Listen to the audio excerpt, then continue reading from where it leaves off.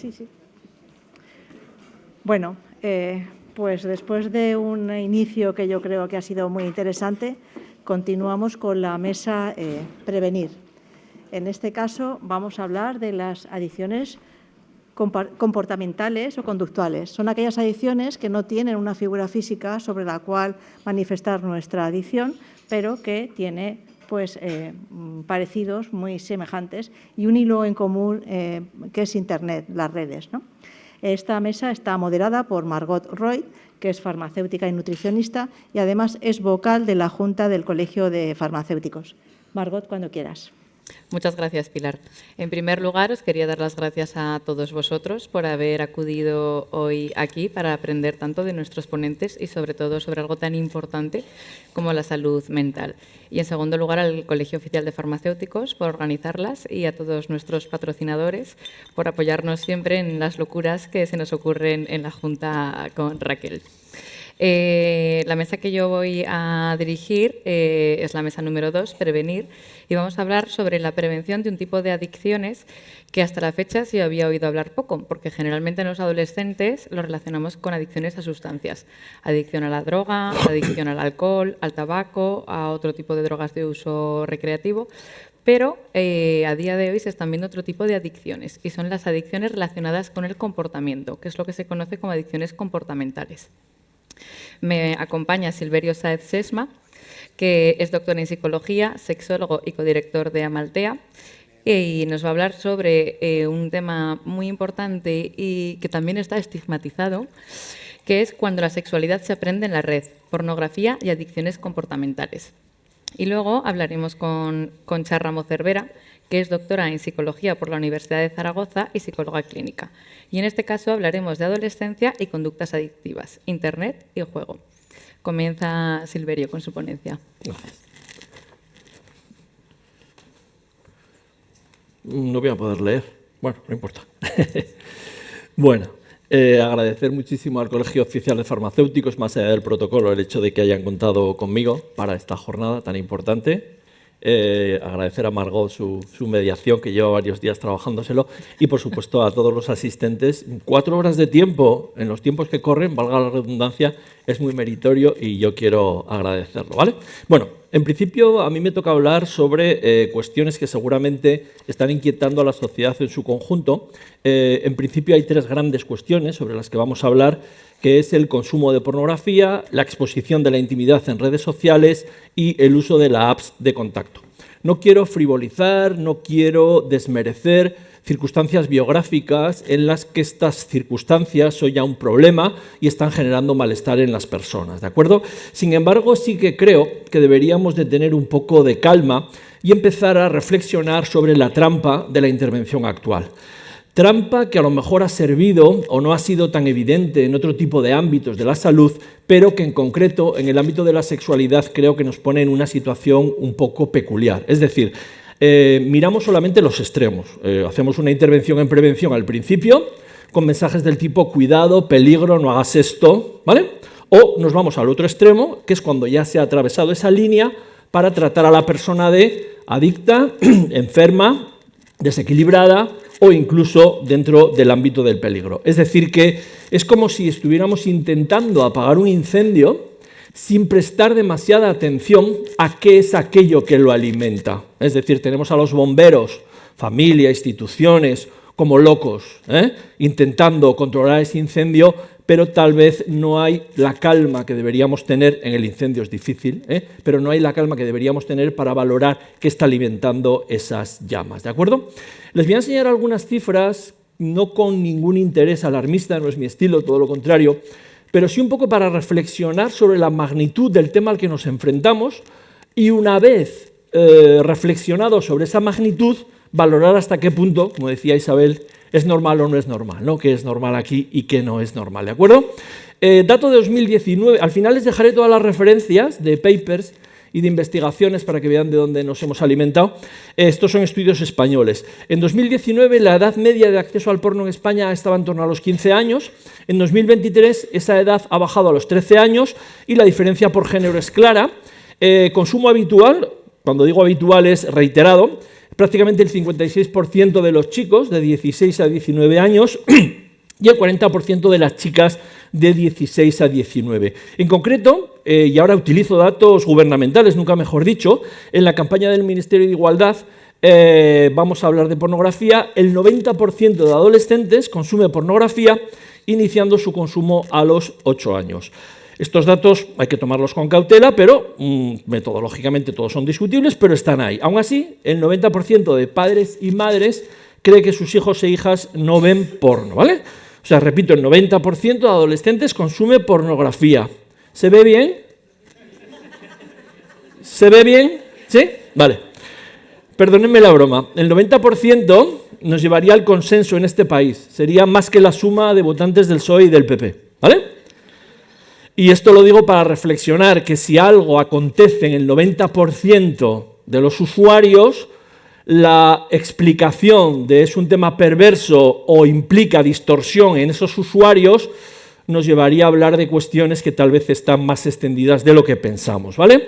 Es decir, yo animaría a hacernos con valentía profesional y científica por qué el porno triunfa, ¿vale? Podríamos hacernos la misma pregunta de por qué triunfa la exposición de la intimidad en redes sociales o por qué triunfan las apps de contacto, pero probablemente el porno sea el elemento que más fácilmente nos lleve a la reflexión. Pues miren, sin ánimo de sacarles de su zona de confort, un poquito sí, pero no llevarles a la zona de pánico.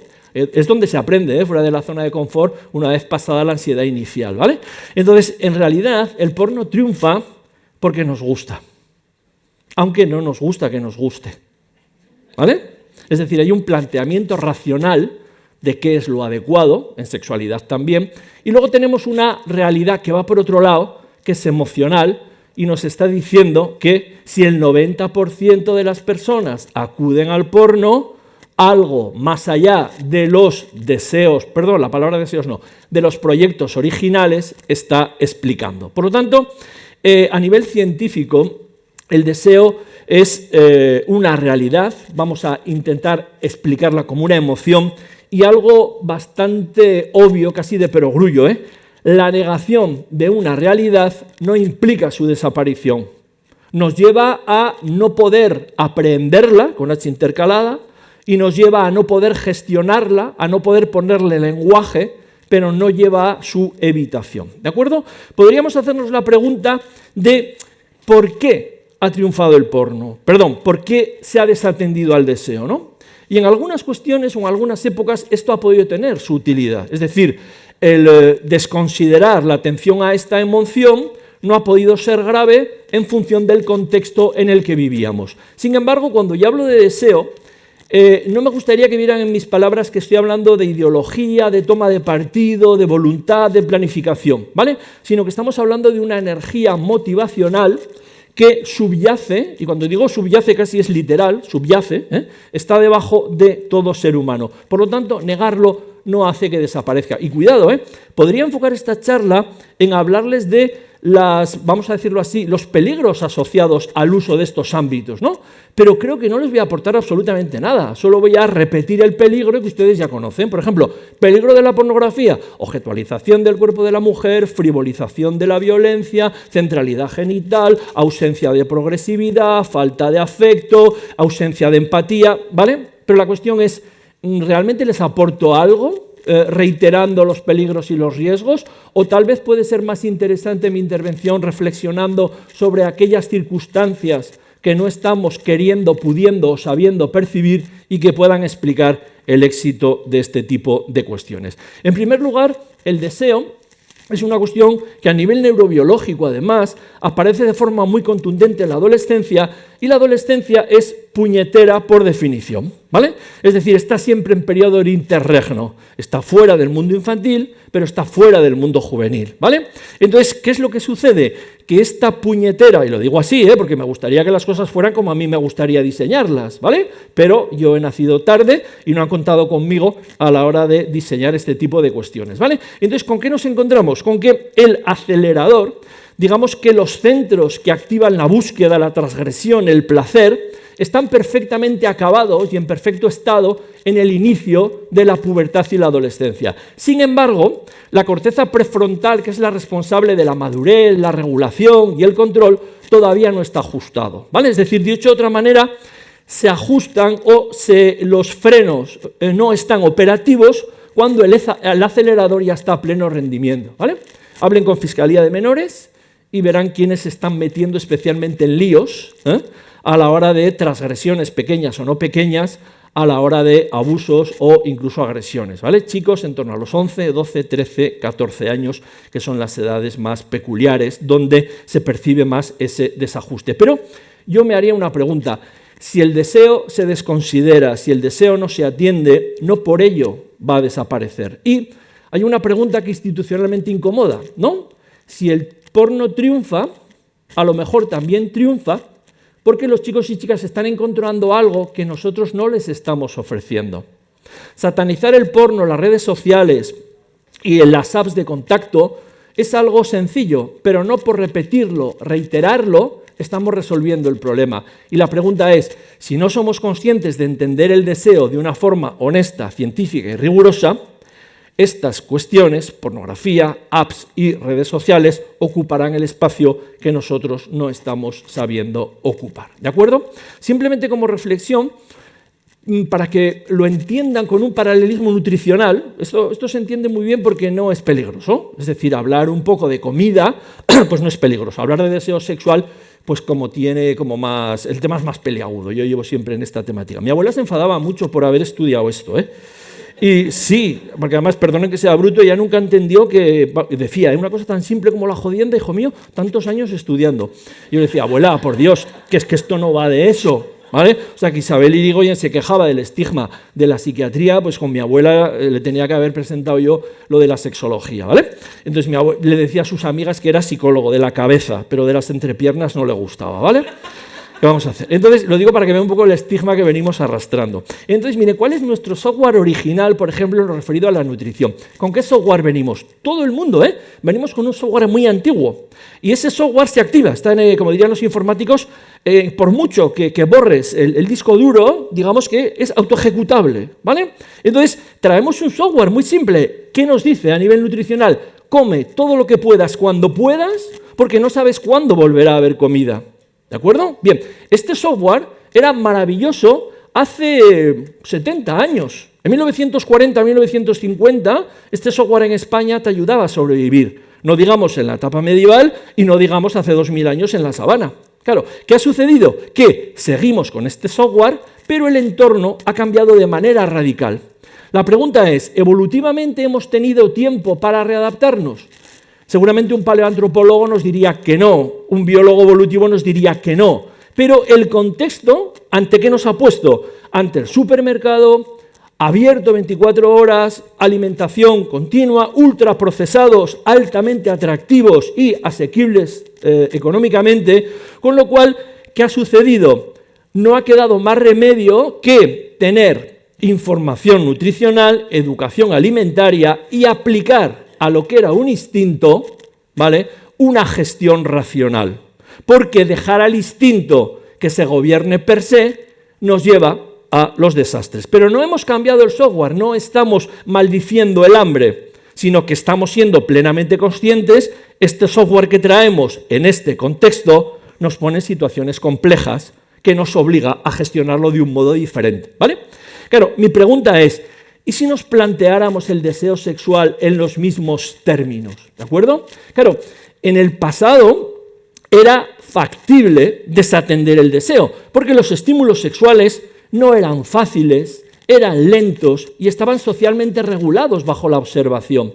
Pero, ¿qué sucede? Que las nuevas tecnologías son el buffet libre de los estímulos sexuales, con la diferencia de que los algoritmos, ¿vale?, nuestra justicia está detrás de ello, ¿vale?, los algoritmos los alimentan, los potencian, los personalizan, poniendo a disposición de los sujetos estímulos aun cuando no los estén buscando. Con lo cual, tenemos un precedente,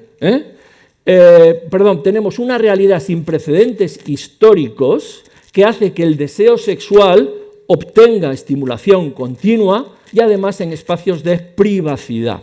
¿De acuerdo? Con lo cual, si hemos sido capaces de plantearnos una regulación racional de un software instintivo, como era el hambre, cuidado si no hacemos lo mismo con una gestión racional de un software instintivo, como puede ser el deseo. ¿De acuerdo? Es decir, ¿cuál es el gran vacío educativo?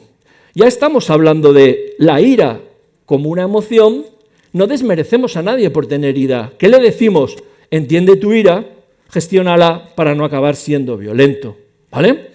Con el miedo, lo mismo, gestiónalo para que no te paralice. Con la tristeza la acompañamos. Es más, consideraríamos una falta de empatía desconsiderar las expresiones emocionales de nuestros hijos, amigos, amigas, compañeros ante esta expresión emocional, ¿vale? Pero ¿qué pasa con el deseo? ¿No? Pues que miramos para otro lado. Les podría dar razones de por qué no lo hemos hecho, pero nos iríamos a una ponencia de corte más histórico. Y estamos donde estamos, ¿vale? Miren, una cuestión para ver en qué entorno social nos movemos, y lo digo desde el buen rollo de llamarles a la necesidad de trabajar esta temática, nos guste o no nos guste, sobre todo cuando tiene que ver con seres queridos, con personas a las que tenemos que tutelar. ¿De acuerdo? Miren, yo estoy encantado de que la inteligencia emocional se haya puesto de moda, porque las modas tienen cosas interesantes, generan un poco una cuestión que hay que atender y que requiere de atención. No sé si conocen las películas del revés, son buenísimas, me gustan mucho. La película del revés 1 pone encima de la mesa una serie de emociones, pero claro, se dieron cuenta que, ostras, llegada la adolescencia, ¿cómo voy, Margot? No, de cualitativo, no, de cuantitativo de tiempo. Ah, no, me ha quedado bien, Gracias, Margot. De tiempo, me quedan 6. Yo creo que lo consigo. Bueno, pues miren, del revés 2, ¿ante qué situación nos pone?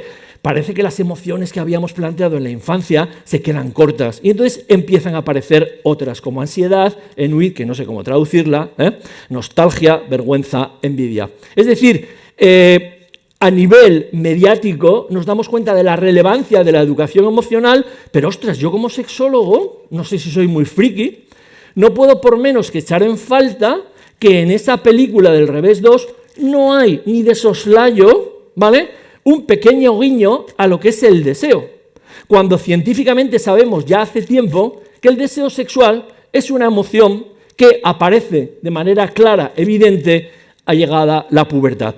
¿Qué pasa con el deseo? Nada. Y estamos en 2026. Y lo curioso es que no está, y perdonen que sea antipático, ni se le espera. ¿Vale? Bien. ¿Qué sabemos del deseo? ¿Qué podemos decir? ¿Qué podemos aportar científicamente de esta emoción del deseo? ¿Vale? En primer lugar, es una emoción compleja, con lo que la palabra compleja tiene que ver, pero tiene ingredientes sobre los que ya podemos reflexionar. Incluye activación fisiológica, que nos lleva a anticipación cognitiva, ¿vale? Impulso motivacional, nos lleva a que la conducta se active y tiene también una dimensión relacional. Con lo cual, es una emoción que está compuesta por este tipo de elementos bastante complejos. Ignorarlo no es una opción, ¿vale? Es más, si lo ignoramos, no vamos a poder trabajarlo, ¿vale? ¿Qué sabemos, evidentemente, sobre este deseo? Algunas cuestiones, que esta fuerza motivacional no desaparece por prohibición, díganselo a los adictos, a las adictas. Una persona acude a consulta queriendo no hacer algo de lo que hace, con lo cual su fuerza motivacional sería ir en contra de esa cuestión. En la adolescencia se reorganiza y se intensifica, de esto sabemos mucho. Se marca el deseo en uno u otro sentido y se intensifica de manera cuantitativa. Por supuesto que tiene una base biológica, ¿vale? ¿Qué pasa? El deseo utiliza el placer como cebo al servicio de la reproducción, pero cuidado, también tiene mucho que ver con los vínculos, con los afectos y con las relaciones. Por lo tanto, está un poco en la base de la interacción del ser humano. Y yo lo que venía a plantear, si me lo permiten, antes de entrar en no solo en cuestiones preventivas que ya voy soltando, sino en cuestiones de acceso o trabajo o terapia hacia las adicciones, es cambiar un poco el foco. Alarma moral, que está bien, pero creo que seguir ahí no les voy a ayudar, y empezar a entender científicamente qué es el deseo sexual, cómo evoluciona, cómo se construye, cómo se atenúa si se puede, cómo se controla, etcétera, etcétera. ¿De acuerdo? Por eso vamos a hablar de los niveles de intervención cuando ese deseo ya se ha convertido en un problema. Porque aquí, de nuevo, el viejo paradigma sigue siendo bastante escaso. Se suele centrar en contener, en aplacar y en, de alguna manera, que desaparezca, como si tuviera que ese deseo atenuarse de manera cuantitativa. ¿Con qué nos encontramos? Que cuando analizamos de manera calmada todas las adicciones, nos damos cuenta que la mayoría de personas que padecen una adicción no tienen propiamente un exceso de deseo como tal, ¿vale? Eso sería muy fácil porque podríamos trabajarlo incluso hormonalmente, ¿no? Sino que la mayoría de las veces en las conductas compulsivas hay ausencia de mediadores. Y aquí ya hay una pista sobre las estrategias que nos podrían ayudar a atenuar esas adicciones: dificultades de regulación emocional, empobrecimiento relacional y carencias de vínculo o sentido vital. ¿De acuerdo? Con lo cual, la contención solo puede ser útil en los primeros momentos, claro que sí. Cuando la conducta está desbordada, hay que proteger a la persona y a sus entornos. Pero no nos engañemos, ¿vale? Será un paso necesario, pero no suficiente. Podemos dejar el deseo en suspenso durante un tiempo, pero si no lo gestionamos de otro modo, acabará apareciendo con la misma fuerza o más por el efecto rebote. ¿De acuerdo? Bien, en segundo momento, cuando ya tenemos esa contención mínimamente establecida, deberíamos hacernos la pregunta, y esta pregunta nos la deberíamos hacer todos en nuestra vida, aunque no estuviéramos adictos, ¿vale? ¿Qué función cumple el deseo en la biografía del paciente, ¿vale? ¿Qué regula? ¿Qué compensa? Y es curioso porque aquí el deseo, en vez de ser un enemigo, se puede convertir en un indicio que nos puede dar una pista de por dónde deberíamos complementar la vida de esa persona para que ese deseo desordenado se atenúe. Porque algo que tenemos muy claro todos los que trabajamos en adicciones, ¿vale? No hay adicción que se resuelva solo quitando la conducta, sino poniendo algo mejor en su lugar, ¿vale? Claudia daba un ejemplo que era muy útil, ¿no? Cuando entraba la madre en pensamientos recurrentes, ¿vale? Y entonces parecía que tenía que parar e irse a que acabara ese pensamiento recurrente, y Claudia decía, no, seguimos cuidando al bebé, ¿vale? Es decir, hacemos algo que nos saque de ese canal del malestar, ¿de acuerdo? Y ahí es donde deberíamos ampliar ese mundo del sujeto. Con lo cual, fíjense, aquí ya la intervención nos obliga a entender de manera holística, de manera más amplia, esa adicción que estaríamos trabajando. Con lo cual, voy acabando ya, ¿vale, Margot? El planteamiento que yo les quería hacer era pasar del miedo al cultivo. Es decir, la ira como emoción es un valor, la tristeza como emoción es un valor, el miedo como emoción es un valor. Yo quiero que me lleve un taxista, una taxista con miedo, ¿eh? Una persona temeraria me mata. Una persona con demasiado miedo no sale de casa, pero todas las emociones tienen funciones adaptativas. El problema viene en los extremos, ¿vale? En su absoluta contención o en su desproporción. Mi pregunta es, ¿el deseo puede ser entendido como un valor? Yo sé por qué no ha sido entendido, porque esto es de nivel cultural, moral, religiosa, pero aunque no lo entendamos así, el deseo es una capacidad humana que nos lleva a la energía del encuentro, es el motor de la atracción, es el sostén del erotismo y del vínculo. Por eso, ¿cómo podemos cultivar el deseo? ¿Cómo podemos gestionarlo? Como el resto de emociones, pero claro, a los niños y niñas habrá que ayudarles, no explicitando la sexualidad y sus riesgos, sino dotándoles de los valores protectores que luego les permitan gestionar ese deseo con eficiencia, como por ejemplo, tolerancia a la frustración, saber esperar, demorar o incluso rechazar conductualmente y dejar ese deseo solo en el plano virtual. ¿Quién dice que tienes que hacer todo lo que piensas y sientes? ¿No? ¿No tienes ganas a veces de matar al vecino? ¿No? Entonces vas y lo matas. No, estamos en el homicidio. Entonces, claro, pero el hecho de tener ese pensamiento me parece humano. Absolutamente. ¿Por qué el deseo no podría entrar en esa dinámica? Pero claro, para eso me tendrás que dar permiso para que yo pueda gestionar eso. Porque si me dices que no existe, el mero hecho de percibirlo me hará sentir un ser perverso y transgresor porque estoy deseando algo poco estético, ¿de acuerdo? Más cuestiones, integrar ese deseo en mis propios valores personales y sociales, pero toda dialéctica, perdonen que sea pedante, dialéctica, tiene de dos partes, aquí mis valores personales y aquí mi deseo. pero la dialéctica requerirá de los dos extremos. Integrar ese deseo en mi proyecto de vida.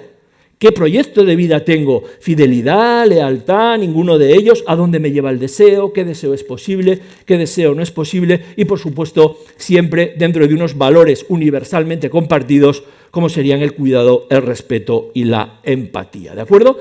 La verdadera prevención, ¿de acuerdo?, no es empezar a trabajar esta temática en la adolescencia, cuando ya el riesgo nos llama, sino ayudar a los niños, ¿de acuerdo?, a entender las cuestiones referidas a su cuerpo, a sus emociones y a sus vínculos. Así que yo les pediría, ¿de acuerdo?, que nos planteáramos el deseo como una emoción.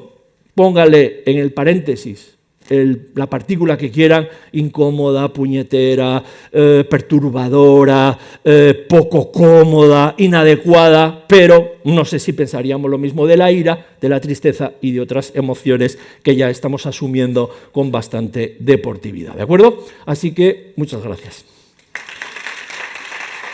Dejamos la siguiente. Aquí tienen todas las referencias, ¿de acuerdo?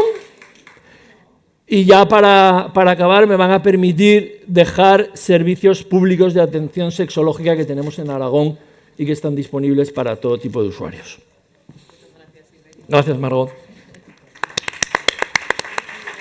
Dejamos unos minutitos, si queréis, la diapositiva para que hagáis fotografías por los códigos QR. Y a continuación, Concha Ramo nos va a hablar sobre la adolescencia y las conductas adictivas, Internet y juego. A ver, ¿cómo va esto? Me he llevado esto. ¿Cómo va? Espera, te lo ponemos aquí. Para poner el dedo. Esto. ¿Qué pasa? Vale, y le voy dando donde. Aquí. La derecha. Ese. Es de la derecha. Vale. Hola, buenas tardes. Agradezco al Colegio Oficial de Farmacéuticos de Zaragoza la invitación. Bueno, voy a hablar de adolescencia y adicciones conductuales. Quisiera un poco ubicar mi lugar de trabajo. Trabajo en consulta privada, pero también en una fundación para atención integral al menor, en concreto con Espacio Ariadna, donde trabajo con adolescentes y familias en conflicto. Entonces, un poco pues he organizado la charla con esta experiencia. Bien, hablaré de lo que son las adicciones conductuales y su detección. Quisiera profundizar en el tema considerando tres factores, como es el contexto actual, la adolescencia y lo que es Internet y los juegos de azar. Y finalmente, un poco qué recursos hay en la comunidad para la prevención y para el tratamiento. Bien, ¿qué son las adicciones conductuales?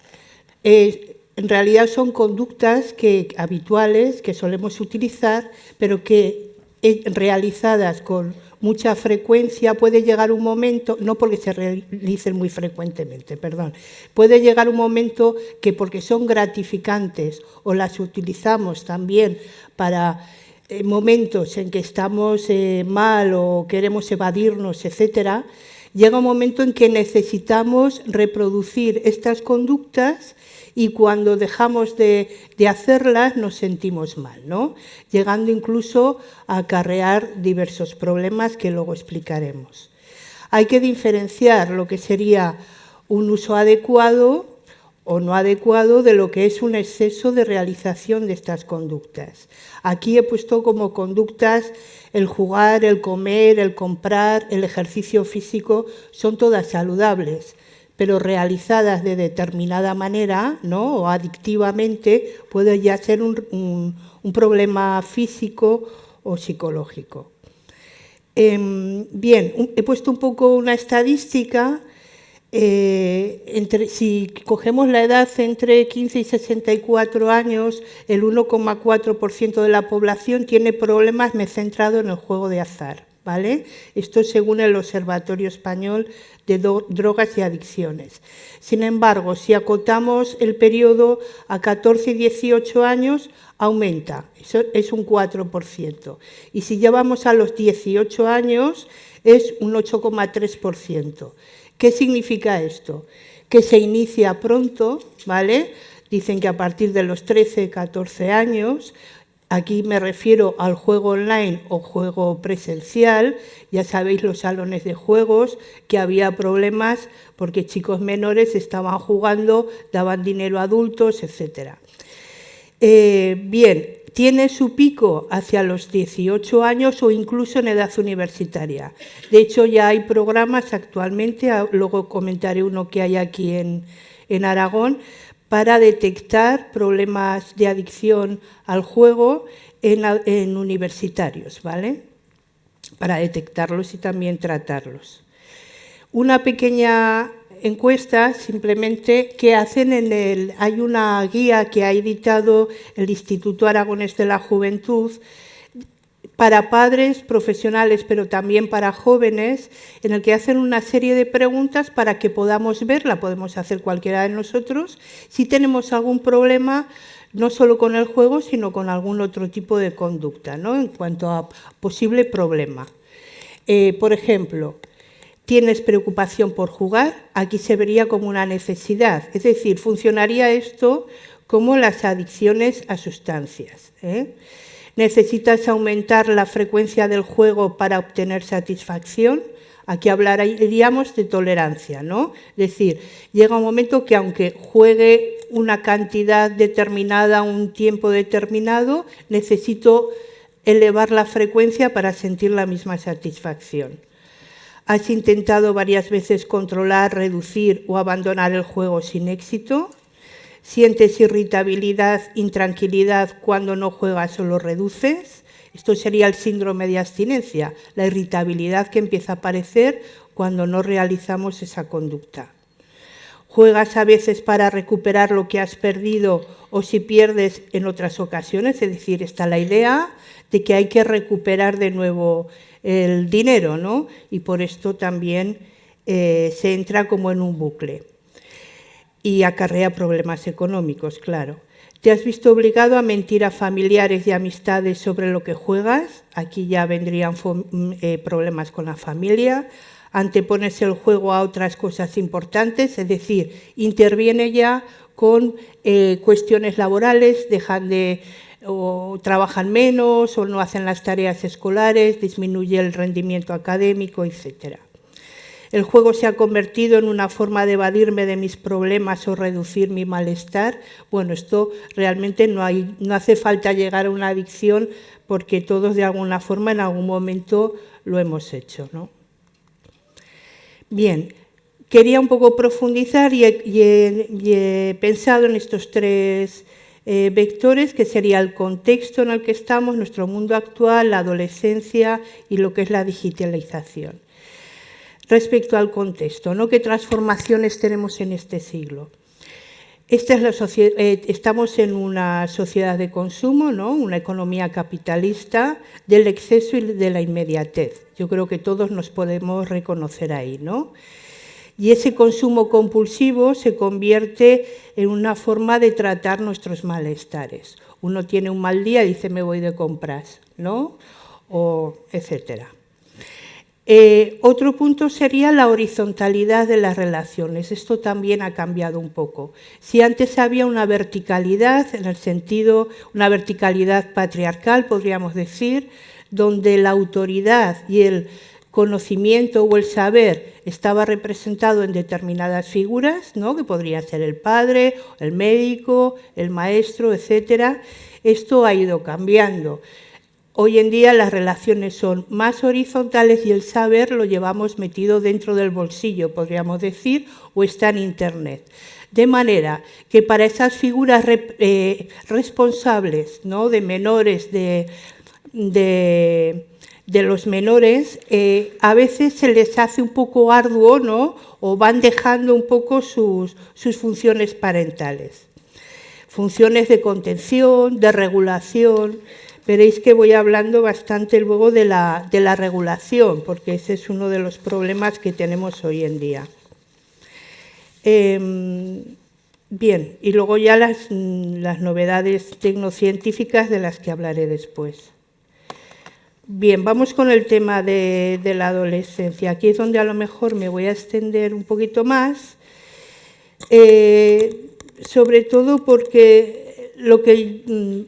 Bueno, os voy comentando, perdón. Respecto a la adolescencia, yo creo que hay unas claves que hay que tener en cuenta cuando se está con adolescentes. Ahí os hablo desde la propia experiencia, ¿no? Primero, no considerar para todos y que para todos es igual, ¿no? Y a todos les pasa lo mismo, sino que tenemos que considerar cada uno de los chicos y chicas y su singularidad. Porque aunque vayan teniendo cambios, ¿no?, físicos, como veremos, hay búsqueda de iguales, incertidumbres al futuro, etcétera, cada uno lo vivirá de manera diferente y eso lo vamos a tener que tener en cuenta, ¿no? Entonces, hay cambios, hay pérdidas y nuevas adquisiciones, cambios físicos, ¿no? Cambia el cuerpo, pero ese cuerpo que cambia a veces gusta cómo cambia y a veces no, ¿vale? Y en estos sufrimientos, pues sí que vemos ya las patologías como la anorexia o la bulimia, ¿no? O tenemos a los chicos que quieren tener gran músculo para poder salir y relacionarse con otros. ¿Cómo interviene aquí Internet? Claro, subimos fotografías retocadas, ¿no? ¿Y qué hace el adolescente? Se va comparando con esas imágenes que está viendo en la red, ¿vale? Lo cual, si ya tiene una inseguridad respecto a lo que es su cuerpo y su físico, pues todavía la tiene más. También están los acercamientos sexuales, ¿no? Y también lo intentan hacer por medio de la red o buscar cómo se relaciona uno por primera vez, cómo tiene que ser su cuerpo para poder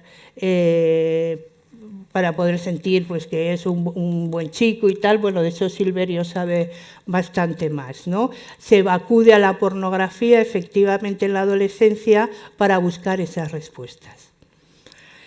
También hay una búsqueda de iguales y aquí la red es muy importante y es algo bueno que aporta el poder encontrar, pues uno puede ser un poco friki y tener gustos que no coinciden con la gente de su alrededor, ¿vale? Pero sí encontrarlos dentro de la red. Pero también tiene sus inconvenientes. Quiero decir, pues suplantarse identidades para poder meterse con el compañero y poder insultarle o el ciberacoso, etcétera. Y luego hay otro tema importante que es la incertidumbre respecto al futuro, ¿no? A veces se exige de ellos pues, que sepan ya lo que quieren estudiar, que van a hacer de mayores, pero ellos tienen realmente mucho temor, ¿no? De no poder alcanzar, pues bueno, tener un buen trabajo, ganar el suficiente dinero, etcétera. Ahí es en donde entraría ya el juego de apuestas, ¿no? O ir mirando, yo veo muchos chicos que van mirando pues el tema de la bolsa, las criptomonedas, ¿no? Cómo ir sacando dinero rápido, ¿no? Y el tema de las apuestas deportivas también, que les gustan los deportes, les ponen en las plataformas pues a sus deportistas favoritos, etcétera, pues pueden empezar a jugar. Sobre todo aquellos que tienen menos recursos en cuanto a que se sienten fracasados a lo mejor escolarmente, porque no han tenido una buena historia a este nivel, o porque sus padres económicamente o en su familia pues no tienen mucho dinero, etcétera.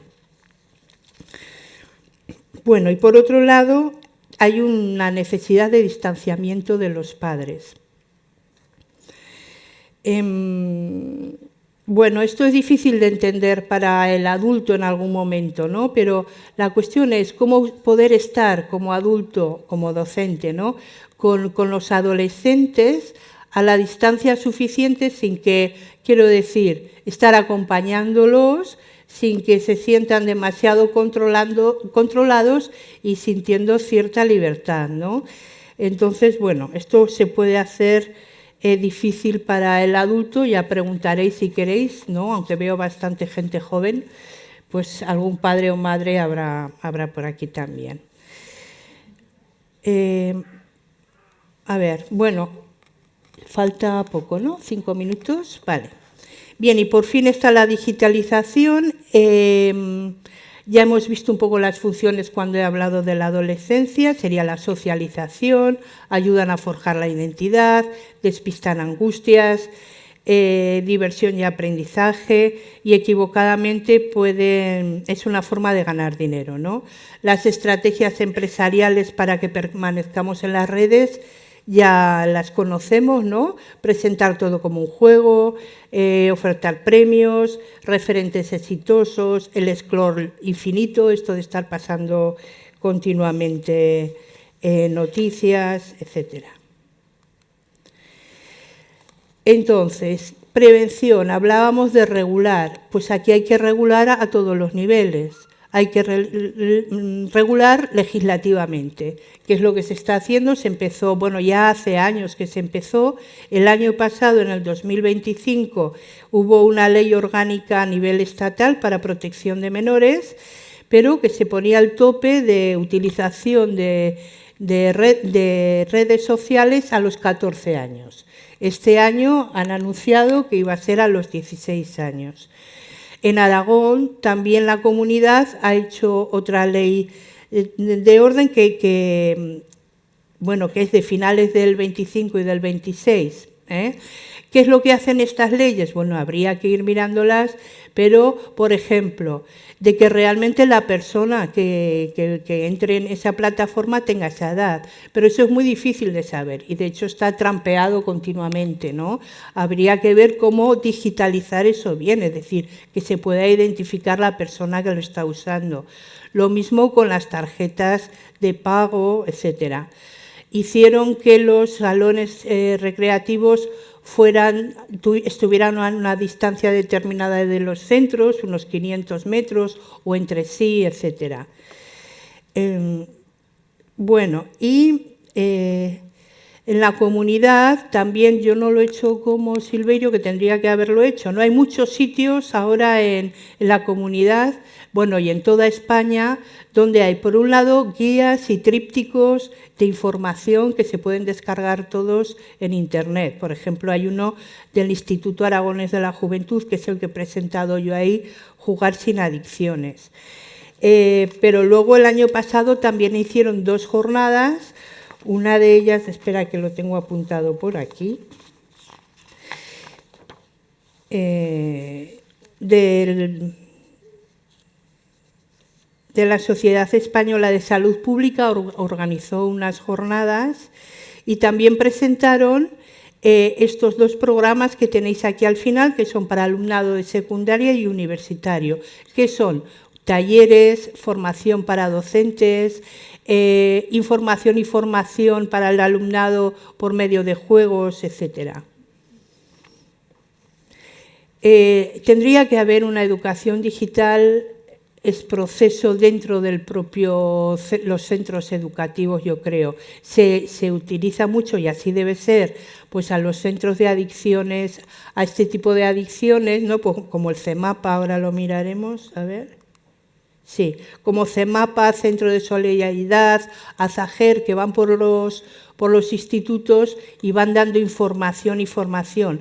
Pero yo creo que esto va tan rápido que realmente nos tenemos que ir actualizando todos, los docentes también, porque ya solo con cómo das la formación, cómo evalúas, porque ya eso hay que cambiarlo totalmente, ¿no?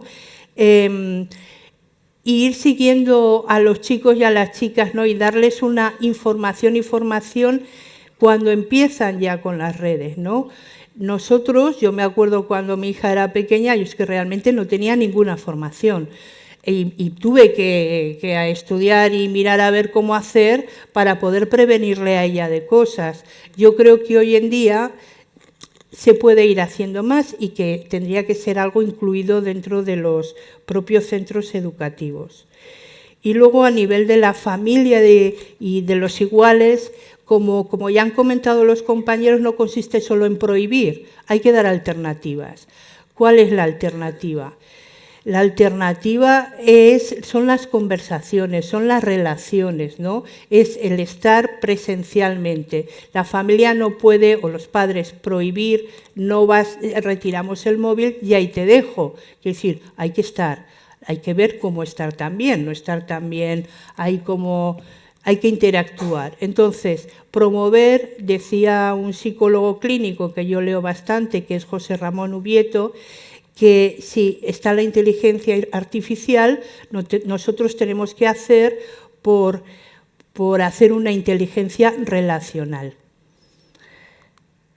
Bueno, pues yo creo que con esto ya. Muchas gracias a todos.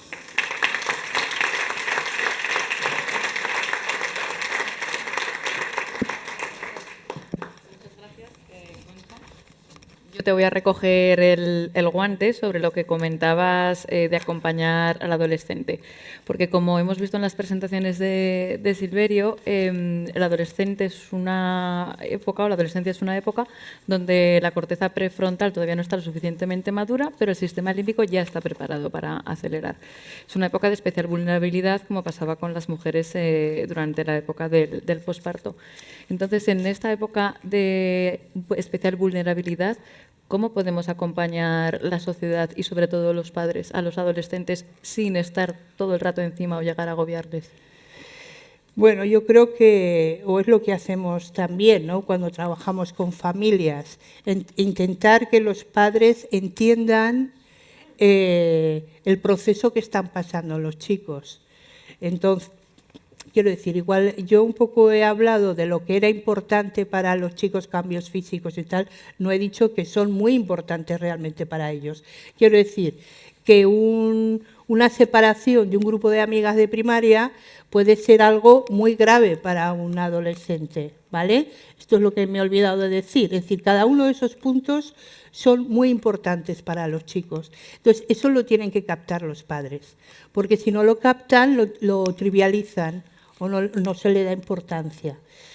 Entonces, esa es una buena forma, primero, entender, ¿no?, que eso que le está pasando, que si el novio, el primer novio, no le ha querido, bueno, pues puede ser un gran desastre, porque ellos no tienen la perspectiva de que, bueno, que ya tendrán otro, que esto pasará, que no, vale. Bueno, pues así cada una de las cosas, ¿no? Entonces, primero, que entiendan, entonces cuando me traen las conductas que tienen los chicos, dicen, pues es que vino y empezó a gritar y a estampar cosas. Y entonces yo les pregunto, bueno, a ver, ¿de dónde venía? ¿Qué estaba haciendo? Entonces, ahí se va viendo, pues si es que ha venido con un problema de la escuela, o es que le ha dicho a alguien una impertinencia de no sé qué, etcétera. Y también analizar qué proceso está pasando ese chico en ese momento.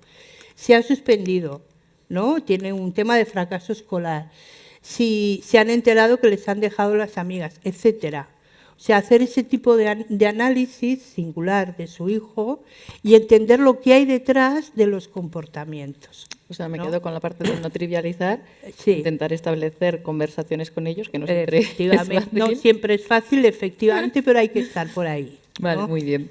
Luego, Silverio, tenía una pregunta para ti, y es que cuando hablamos de pornografía dentro de las adicciones comportamentales, o sea, estamos hablando realmente de una adicción, de un mal uso, de un uso problemático, de un fenómeno educativo mal resuelto. ¿De qué estamos hablando exactamente? Probablemente cada caso sea distinto, pero las adicciones vienen definidas por compulsión, por afectación a lo que es la calidad de vida general, afectación de relaciones. Ahí podríamos hablar de adicción del porno y otras cuestiones, ¿no? A lo que yo me refiero es que el porno de alguna manera está dando salida a un deseo que en función de los rasgos de personalidad del sujeto pueden llevar a esa adicción. Entonces, claro, si no somos conscientes de que nos tenemos que anticipar a la aparición de ese deseo, estamos dejando a los chicos y a las chicas a los pies de los caballos, porque es cierto que luego la adicción se va de alguna manera a visibilizar con la sintomatología del porno, ¿vale? Pero de alguna manera ha sido el detonante o el elemento que junto con otros elementos del contexto nos ha llevado ahí. ¿Y la prohibición de las redes sociales a menores de 16 años, crees que ahí podría ayudar a prevenir? Yo creo que los problemas complejos no tienen soluciones fáciles, ¿de acuerdo? Eso a lo mejor puede tener éxito. Es como Hegel y Schopenhauer. Las clases de Schopenhauer estaban vacías y las de Hegel estaban llenas, ¿no? Y años después hemos recuperado a Schopenhauer. Yo creo que hay que prohibir, pero no creo que podemos caer en la ilusión de prohibiendo estará todo resuelto. Yo creo que hay que hacer medidas legales, hay que hacer intervenciones familiares, hay que hacer intervenciones educativas. Es un problema complejo. Es más, yo no querría entrar en la simplificación de haciendo esto está resuelto, ni siquiera culpar la desatención del deseo a las familias o a tal o cual institución. Yo creo que hay dificultades para afrontar una temática que ha sido históricamente desatendida. Hay una falta de costumbre, ¿no? Pero yo creo que la calle, esto lo dicen mucho los expertos en ámbito digital, la calle está regulada. Yo no puedo ir desnudo por el Paseo de Independencia, no puedo agredir a alguien por el Paseo de Independencia, no puedo ir con la cara tapada agrediendo. Es decir, no puedo ir con la música alta pasada unos decibelios. Hay normativas en la calle. Y yo creo que como los que gobiernan somos los boomers estamos un poco creyendo que hay un mundo real y un mundo virtual. No, hay un mundo presencial y un mundo virtual, pero todos son reales. Entonces, todo lo que sea empezar a regular el mundo virtual, yo creo que va a estar fenomenal. Ahora, de ahí a creer que va a ser la única solución, no. ¿Pero que hay que empezar por ahí? Yo creo que sí. Porque además hay una respuesta que no quiero dar para no asustar. Sí, pero claro, hemos venido a ser honestos. No sé hasta qué punto, eso las evidencias científicas nos lo dirán, no sé hasta qué punto el consumo de porno precoz puede condicionar la estructuración del deseo posterior. Es decir, el deseo es muy cabezón, es muy estable, ¿no? Y esto en las adicciones es una evidencia, para bien o para mal, ¿vale? Es decir, la búsqueda de estímulos por parte de las personas es muy estable. Algún día comes garbanzos, pero te gustan mucho las lentejas y te mueres gustándote las lentejas, ¿vale? En líneas generales, ¿de acuerdo? Entonces, no tengo ni idea, y lo digo desde el máximo temor y cautela, hasta qué punto el consumo de pornografía en determinadas edades puede modelar lo que va a ser después un consumo estructural que nos pone en una situación muy peligrosa. Yo creo que antes lo hemos comentado, en El País hubo una publicación a principios de febrero que trataba sobre este tema, sobre el consumo de porno en edades preadolescentes y adolescentes, y sí que es verdad que hay un pequeño estudio que se ve que luego va a condicionar no solamente el si luego van a consumir más o menos, sino incluso cómo normalizan determinadas conductas sexuales que han visto en el porno, sobre todo que es más violento, y normalizan esa conducta sexual. Eso ya está demostrado, es decir, las puestas descerebrados ha habido siempre.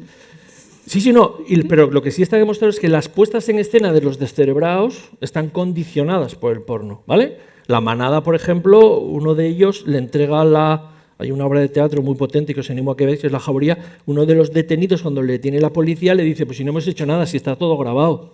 Y le da el móvil de motu propio. Claro, luego yo me entero que eso es un bucaque, yo no sabía lo que era, ahora ya sí.